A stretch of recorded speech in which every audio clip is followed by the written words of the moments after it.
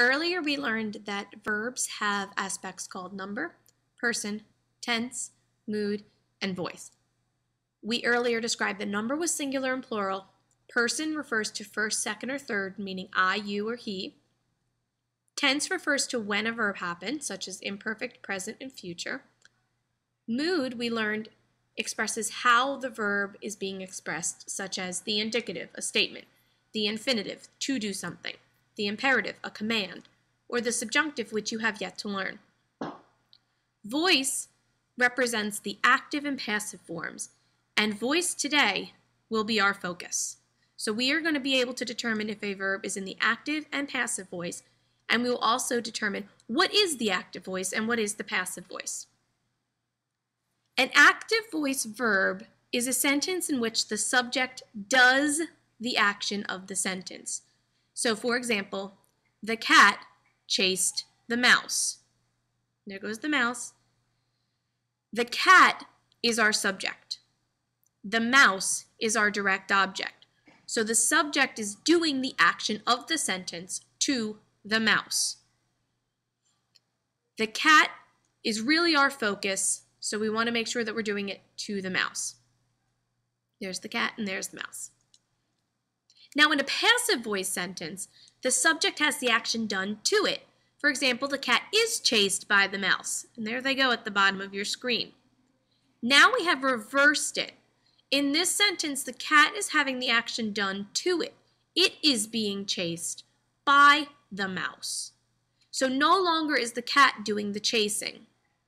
The cat is now our subject. So what is the difference between an active and a passive verb?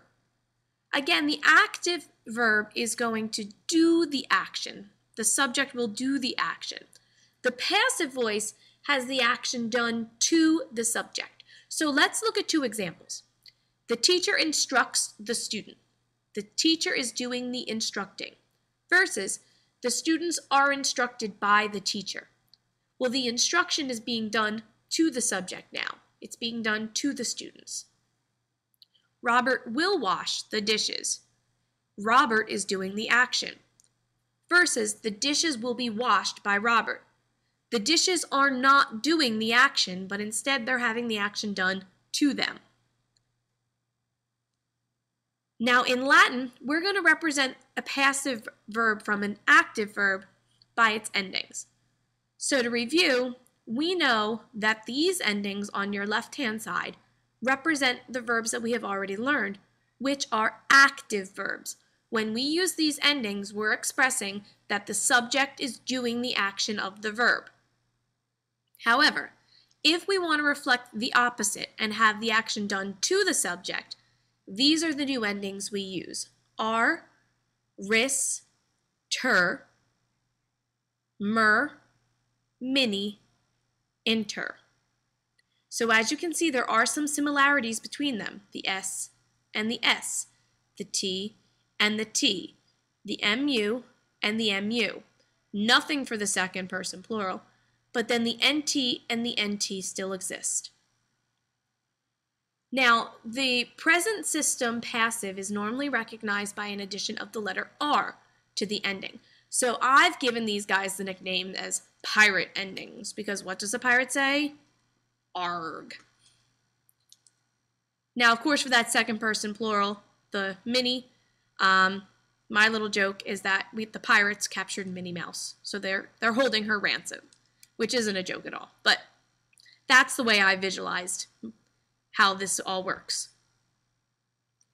So now if we want to build more off of these endings from just the present, we do still have to add a tense indicator.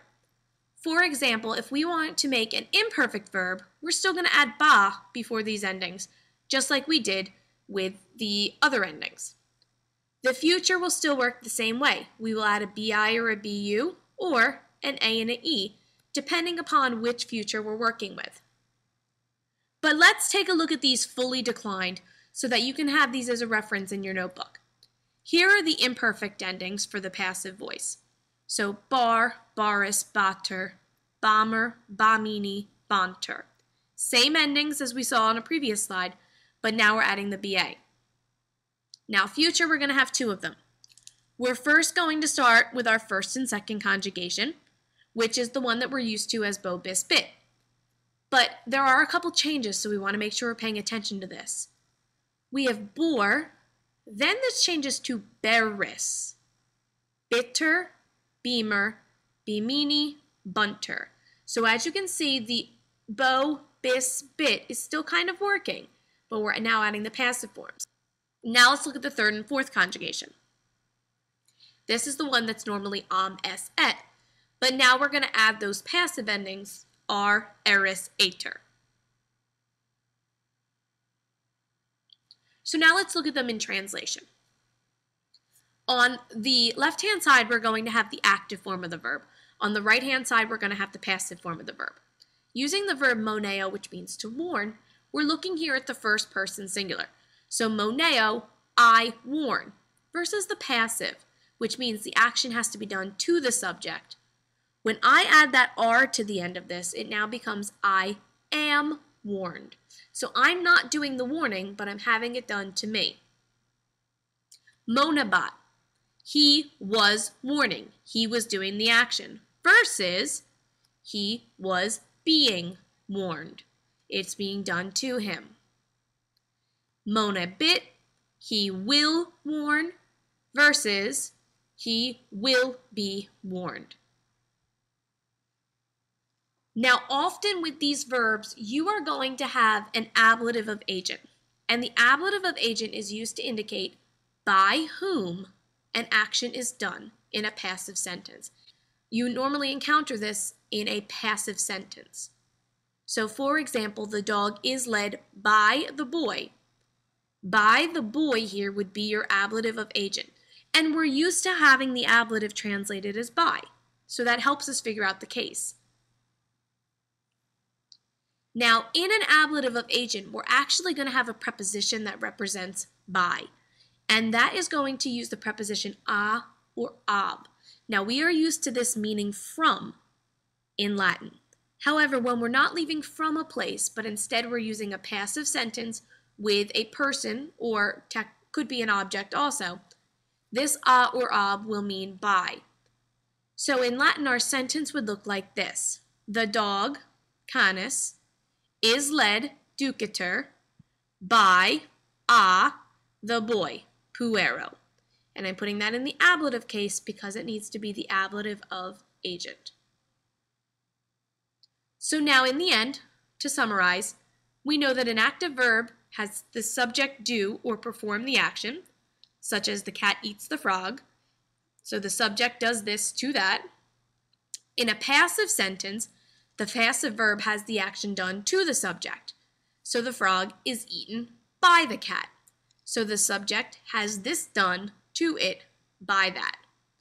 We also have new endings to represent the passive for the imperfect, present, and future. And those endings, again, are here with the addition of the R. The O is normally for the present. You can also ignore that if you're moving on to the imperfect and future. And finally, the ablative of agent is used to designate by whom an action is performed in a passive sentence.